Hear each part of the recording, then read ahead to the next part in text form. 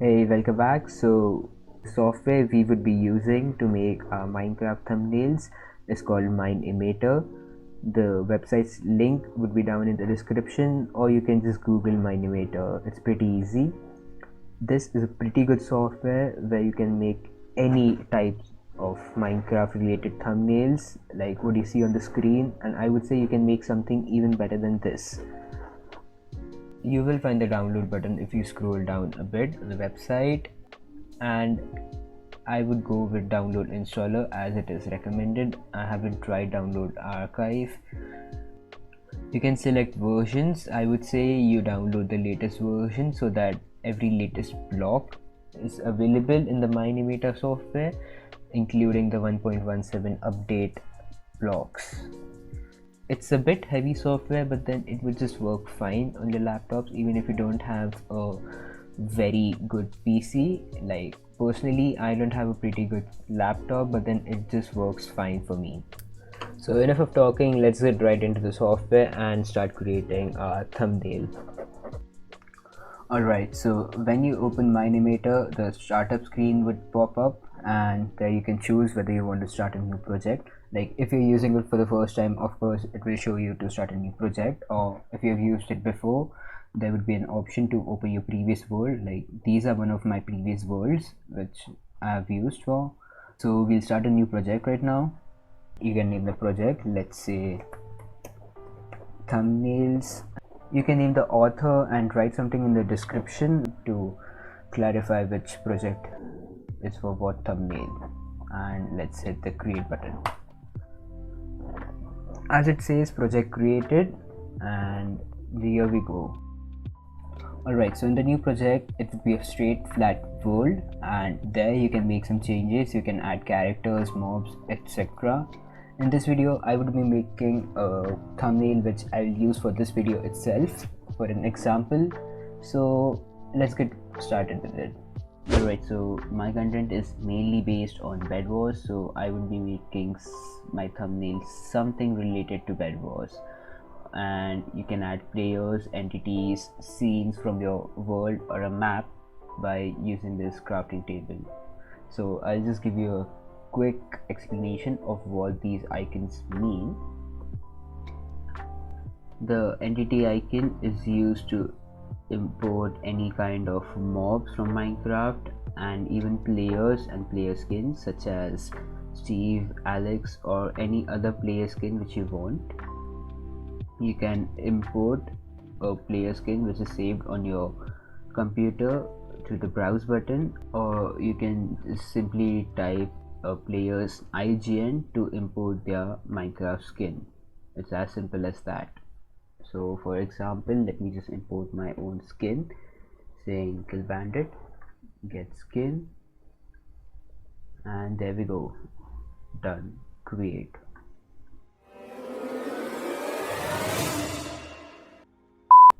Alright, so this icon right here is used to import a scenery from your Minecraft world. Now this can be your entire world. You can select a part of your world. You can import a Bed Wars map, a Skywars map, anything what you want. I'll show you how to import a part of your world later on in the video. So moving on to the sword icon, from this you can import any item other than blocks. So it includes all the weapons, armors, armor stand, etc. Moving on to the blocks item, it's pretty simple. You can import any type of block which you want. You can just search the block which you are looking for over here, or if you are dedicated enough you can just scroll down and find the block which you are looking for. With the chest icon you can import any blocks which are interactive such as chests, doors, levers, etc. You can also import capes, I guess. So if you want to add a cape to your player, you can do that. Moving on to the body parts icon, with this you can import any mobs or a player's body parts, such as for example a skeleton's head, or you can just change it to skeleton's right arm and create. And just a sec, there we go, and we have a skeleton's right arm right over here. This can be useful if you want to make a thumbnail which shows like a mob exploding and the mob's body parts are flying all over the place, such as like there's a TNT explosion and the skeleton's right arm is just blowing apart somewhere. Moving on. With the particles icon, you can import particles such as explosion, fire blast, etc. My personal favorite is fountain of cakes. It's just pretty fancy. I mean, here, take a look. You can use this for YouTube shorts and like some kind of decoration. I don't know. Alright, moving on. The bulb icon, it's used for the environment's lighting. I will be using this further in the video when I make a thumbnail. The spotlight icon is similar to the bulb. It just focuses on a circular area of your scene. Of course, you know what this is. It's to create a text. You can decide whether it has to be 3D or not, and after creating it you can decide the color as well. Alright, I know it's getting boring, so moving on. These icons right over here, you can use them to create shapes such as triangles, spheres, circles, cylinders, etc. The camera icon right over here is used to set a camera angle for your scene.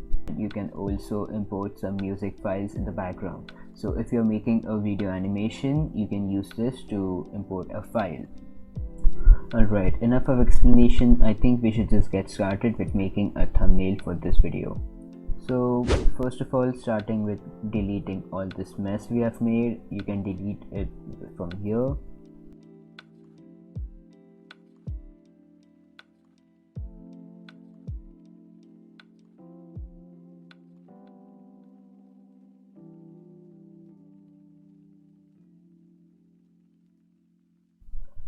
So for my thumbnail, I really don't want the ground right now, so I can just untext show ground, and there we go, we have a plain void.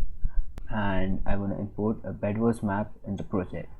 So moving on to the crafting table and sceneries, you can say import from world. It will open up a window called import scenery from world, and over here you can either select a world from here. I just have one Minecraft world right now because I really don't play on single player, or you can just browse. As it says, I only have one Minecraft world, but that's not a problem because I want to import a world from one of the Jartex forums map submissions. So Jartex is basically the server on which I play Bed Wars. It has other game modes such as faction, skyblock, survival, etc., and mainly minigames. So we'll head on to the map submissions, which is right over here. I have a particular map in mind which I had voted for. I really liked it, so I would be making the thumbnail on that map. I'll see you guys on Minimeter after downloading this map.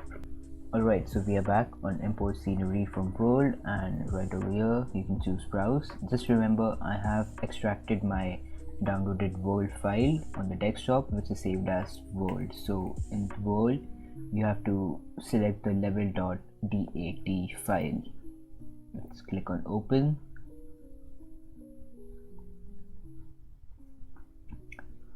And there we go guys, the entire map has been loaded. You can select what region you want of the map. You can select the entire map or just a particular island as per your requirements. I will be going with a particular island, so what the fuck. Yep. So there we go. Make sure to select the height so that all the blocks of that island are included.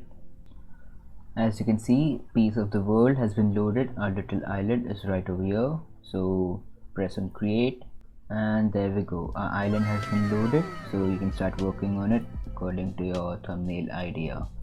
Alright, so I want to go something crazy. You can even call it a clickbait, but then I'm just showing you the potentials of the software.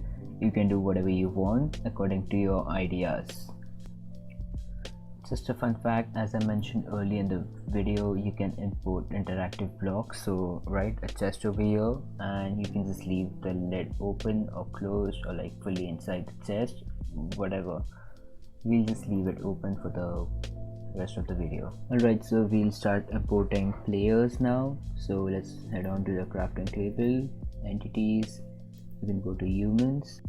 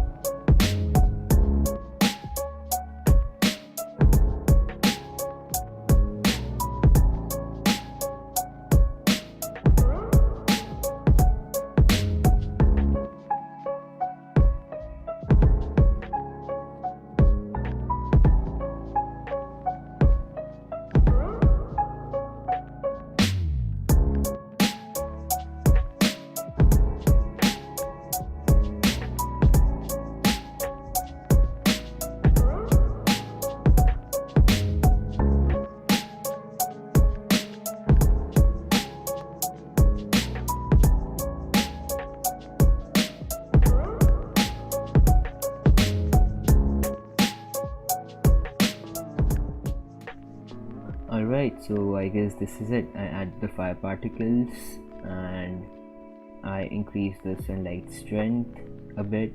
The chest is open from before and the players look good as well. So I guess it's time for final render, and there we go. Now it's about time we download the image. So right here you can see export the current frame to an image. Click over here. You can select the quality. For now we can just leave it to 720p high quality render and save. Alright, there we go. Our thumbnail is ready. This looks perfect. Let's zoom in a bit. You can see all the little details, the shadows, the bow and arrow, the pickaxe right over here. But then what's this? I know, a watermark. So the best way to get rid of the watermark is to donate to the software's developer, and it's a pretty good system. Like, it allows any donations, so like you can even donate $1 and it gives you the full access of the software and the watermark is gone. You can donate according to your budget and your will, so you can donate from $1 to whatever amount you want. It's a pretty good system, and if you can donate, surely you should donate. Like, the creator has worked a lot on this and the software is pretty good as well. So if you can, please donate. But tell man, you said the software would be completely free, we won't have to pay for it. What a scam. You just clickbait it. Was just like the fucking thumbnail. Alright, I'll show you a way with which you can get rid of the thumbnail. It's nothing, you just have to play a bit smart. So the software allows us to download the image in various qualities. This right here is 720p. There are other options such as Full HD, Ultra HD, and moving on to cinematic mode, which is 4K Ultra HD. So here's the catch. Do you know how clear cinematic 4K picture is. You don't even need that quality for a fucking thumbnail. So you can just scroll out a bit. You can just estimate where the watermark of the software appears. You can zoom out accordingly right over here, somewhat over here, and a little bit of zoom, something right over here, and you can get the same image in 4K. So save it, and there we go.